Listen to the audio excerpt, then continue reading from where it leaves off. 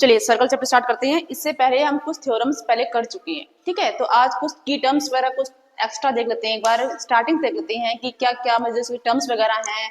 Are क्या है, sector क्या है, सेगमेंट क्या है, पहले कुछ उसके बाद थोड़ा सा पढ़ लेते हैं, ठीक है। देखो क्या है, सबसे पहले हम लेते हैं आर्क। आर्क क्या होता है? आर्क जब सर्कल के ऊपर दो फिक्स पॉइंट हो, दो पॉइंट हो और उन पॉइंट के बीच का जो पीस होगा, जो एरिया सॉरी जो लेंथ होगी, ये और देखो ये हमारा ये अगर ये 2 पॉइंट है, ये वाला एरिया जो है यहाँ से ये आर्क हम देखते ना, हम प्रकार से जो कंपास से आर्क ऐसे लगाते हैं, आर्क लगाते हैं ना, वही आर्क ये। तो ए एक्स भी एक आर्क हो गई। मतलब क्या हुआ, सर्कल के ऊपर 2 पॉइंट्स के बीच का जो पीस होगा, जो एरिया होगा, जो रीजन होगा, उसे हम आर्क बोलेंगे, ठीक है। आप सर्कल के 2 पॉइंट्स को ज्वाइन करने वाले को कोड बोलते हैं, ठीक है। जो सेंटर से पास नहीं होता है उसे हम कोड बोलते हैं। और सबसे बड़ा कोड अगर हम देखो, बात क्या है कि 2 पॉइंट्स को ज्वाइन करने वाला, तो 2 पॉइंट्स को ज्वाइन तो ये भी कर रहा है, ठीक है। ये जो सबसे बड़ा कोड होगा, जो सेंटर से पास होगा, उसे हम डायमीटर बोल देते हैं, है ना। जो सेंटर से पास नहीं होता उसे हम कोड बोल देते हैं, ओके। तो ये हमारा कोड हो गया, ये हमारा क्या हो गया, ये हमारा आर्क हो गया, और ये हमारा क्या हो गया, ये हमारा कोड हो गया, ओके क्लियर। अब ये हमारा डायमीटर हो गया, ये हमारा क्या हो गया, ये हो गया डायमीटर। अब ये है देखो, जो अभी 2 पॉइंट्स को तो ये भी ज्वाइन कर रहा है, लेकिन ये जो लाइन सेगमेंट है वो हमारे बाहर से निकलकर बाहर जा रही है, बाहर से निकलकर बाहर जा रही है, उसे हम बोलते हैं सीकेंट, ठीक है, उसे हम बोलते हैं सीकेंट। अब एक बात ये है, सेगमेंट क्या होता है, सेगमेंट, सेक्टर, ये चीजें बहुत सारी चीजें आती हैं। सेगमेंट इसे बोलते हैं आर्क और कोड के बीच का जो एरिया होता है, आर्क और कोड के बीच का एरिया, उसे हम सेगमेंट बोलते हैं, ठीक है। तो ये हमारा हो गया माइनर सेगमेंट, और इसके बाद जो पूरा बच गया यहाँ से लेकर यहाँ तक, यहाँ से लेकर पूरा यहाँ तक वो बच गया, इसे बोलेंगे मेजर सेगमेंट, क्लियर। ये सेगमेंट हो गया हमारा। अब ये हमारा सीकेंट हो गया। टेंजेंट क्या होता है? टेंजेंट सर्कल के बाहरी हिस्से से निकलता है और किसी एक पॉइंट को टच होता हुआ निकलता है। तो ये हमारा टेंजेंट है, देखो सर्कल से बाहर से ना किसी, ये पॉइंट हमारा एक ही होता है, यहाँ पॉइंट एक ही होता है। वो सर्कल जब प्रॉपर बनेगा ना, प्रॉपर आप टेंजेंट बनाओगे अपने कंपास से, तो दिखाई देगा आपको कि एक पॉइंट से ही हमारा वो हमारी जो लाइन है वो पास होकर निकलती है, उसे हम बोलते हैं टेंजेंट। तो ये हमारा टेंजेंट हो गया। टेंजेंट क्या हो गया? सेंटर किसी एक बिंदु से टकराते हुए सर्कल के किसी एक पॉइंट से टच होकर निकलना, वो हमारा टेंजेंट होता है, ओके। अब ये होता है जब टेंजेंट और रेडियस, ये हमारा रेडियस है, ये हमारा क्या है, रेडियस। टेंजेंट और रेडियस आपस में जब कांटेक्ट में आते हैं, इसे बोलते हैं पॉइंट ऑफ कांटेक्ट। इसे मैं पहले करा चुकी हूँ, रिवाइज कर रही हूँ एक बार आपको मैं, ठीक है। इसे पॉइंट ऑफ कांटेक्ट बोलते हैं। और पॉइंट ऑफ कांटेक्ट पर हमारा 90 डिग्री का एंगल बनता है जब रेडियस और टेंजेंट आपस में एक पॉइंट मिलते हैं, वहां पर 90 डिग्री का एंगल बनाते हैं, क्लियर। ये हमारी बात होगी टेंजेंट की, हमारा कितना हो गया, 90 डिग्री का। और जब कोड, हमारा कोड है, मान लो हमारे कोड है, ये कोड है, ये अंदर मान लो यहाँ से आता कोड है, ये कोड पर जब हमारा ये कोई लाइन ज्वाइन करती ही आकर, तो वो सेंटर से पास होकर, चाहे रेडियस लगा लो इसको, चाहे सिर्फ इतनी लाइन लगा लो, रेडियस नहीं तो सिर्फ इतनी लाइन लगा लो, तो जब कोई लाइन हमारी सेंटर से पास होते हुए और कोड को टकराती है, तो वहां से जो हमारा कोड है वो इक्वल भाग में बट जाता है, इक्वल भाग में बट, वो बाइसेक्ट हो जाता है, ठीक है। जितनी डिस्टेंस की होगी कोड की, उसका हाफ हाफ बट जाएगा, ठीक है। और यहाँ पर 90 डिग्री का एंगल भी बनाते हैं, ओके क्लियर। यहाँ पर 90 डिग्री एंगल बनता है। तो ये हमारी टर्म्स इसकी कुछ हो गई, टर्म्स ये हो गई है। अब सेक्टर क्या होता है?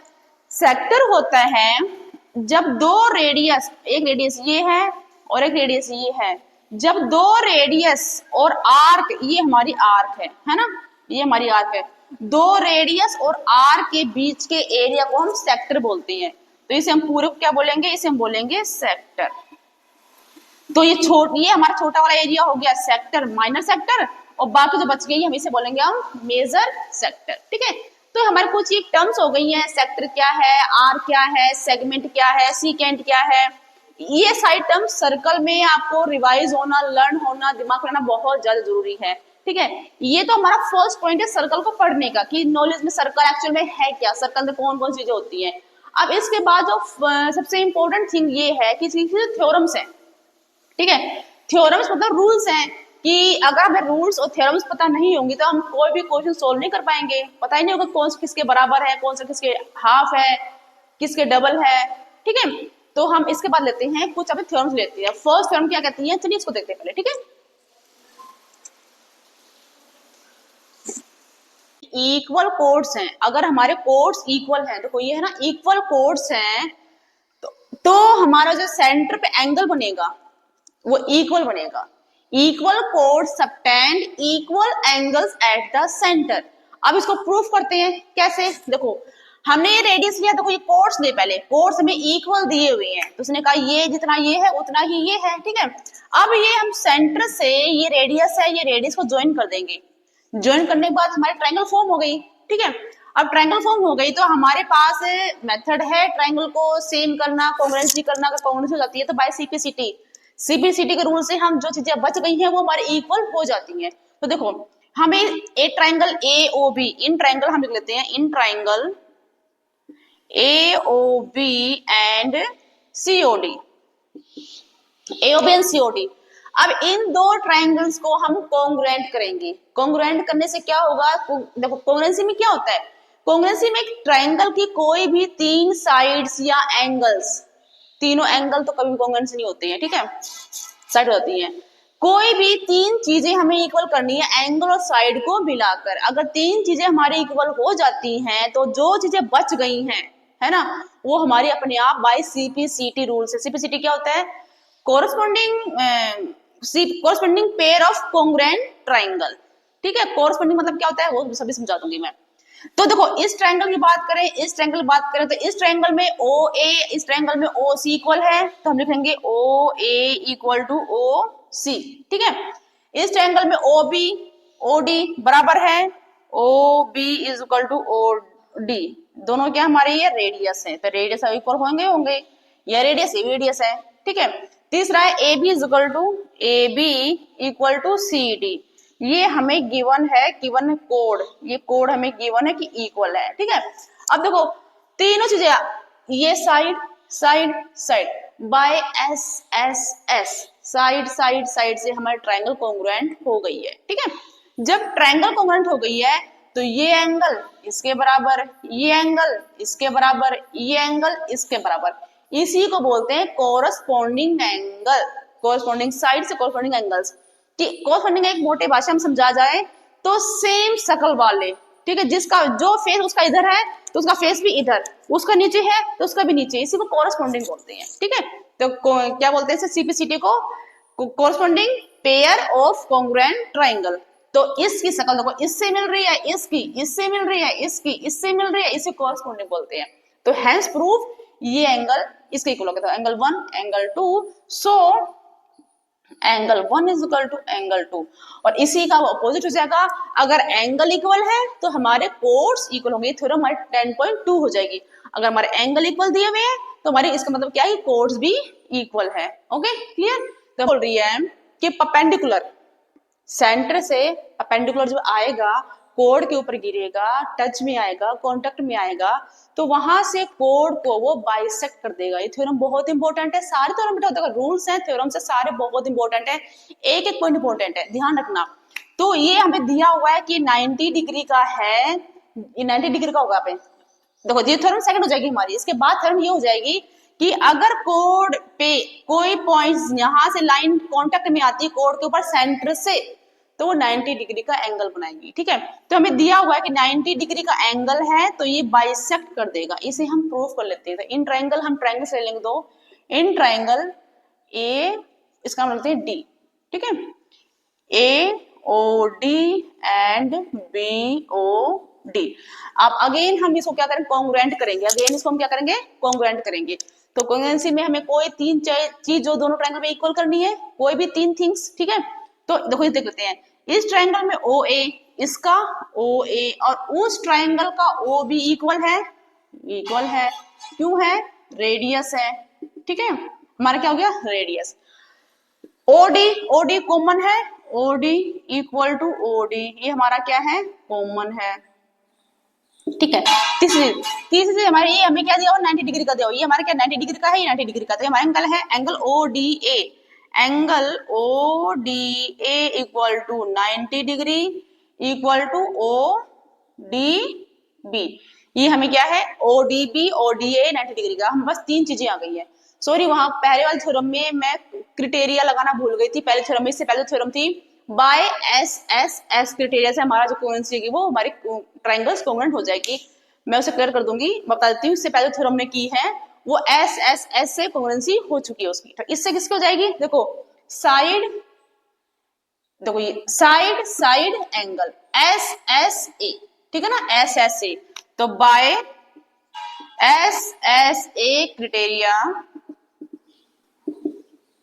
ट्रायंगल्स आर कोंग्रुएंट, तो triangle AOD congruent BOD BOD कौन सी होगी बाय SSA से, ठीक है। तो जो कौन सी हो गई है, तो जो हमारे साइड्स है तो ये साइड से बराबर है, ये कॉमन है, तो ये साइड बच गई, ये साइड हमारी इसके इक्वल हो जाएगी, ये एंगल हमारा इसके इक्वल हो जाएगा, ये एंगल हमारा इसके इक्वल हो जाएगा, इसी को बोलते हैं कोरस्पॉन्डिंग साइड्स कोरस्पॉन्डिंग एंगल्स, ठीक है। तो हमारी थ्योरम ये हो गई है। अब इसके बाद 10.4 थ्योरम आएगी, वो ये आएगी कि अगर हमारे कोर्स बाइसेक्ट कर रहे हैं हम, या तो बाइसेक्ट सॉरी यहाँ पे चाहे इंटरसेक्ट करेगा, तो इंटरसेक्ट करेगा तो हमारे कोर्स ये बाइसेक्ट है, जब कोर्स बाइसेक्ट हैं तो यहाँ पर 90 डिग्री का एंगल बनेगा, ये हमारी थ्योरम 10.4 हो जाएगी, ठीक है। अगर बाइसेक्ट है तो 90 डिग्री बनेगा, 90 है कि आर के सेंटर पे बना एंगल डबल होता है उसके रिमेनिंग पार्ट के बने एंगल से, ठीक है। रिमेनिंग पार्ट से सर्कल से टच कर रहा है ये, तो आर्क है जो ये आर्क पे बना सेंटर पे एंगल डबल होता है रिमेनिंग पार्ट पे बने एंगल से।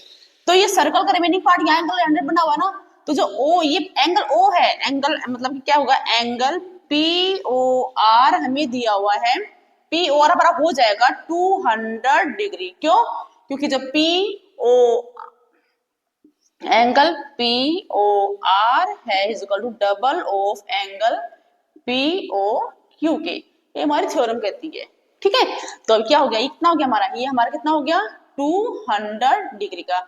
अब ये हमारा कंप्लीट एंगल है पूरा, अगर ये 200 का है तो ये कितना बचा 360, कंप्लीट एंगल होता है, कंप्लीट एंगल होता है 360 डिग्री का, कंप्लीट एंगल होता है 360 डिग्री का, ठीक है।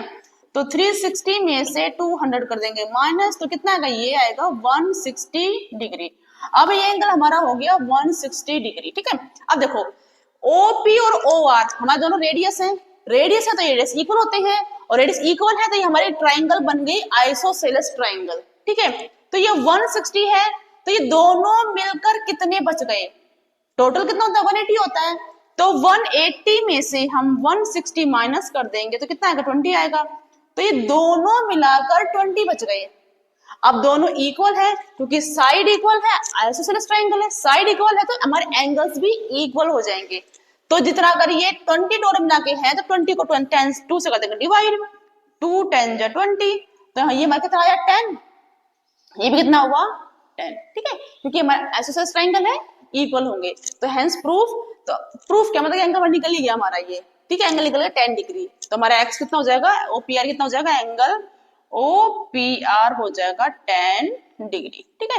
तो थ्योरम में अब इसको थ्योरम को ध्यान रखना, सेंटर बना एंगल बाकी पार्ट बने एंगल से डबल होता है, ये एंगल डबल होता है, बस थ्योरम हमारी यही है, इसको आप फोकस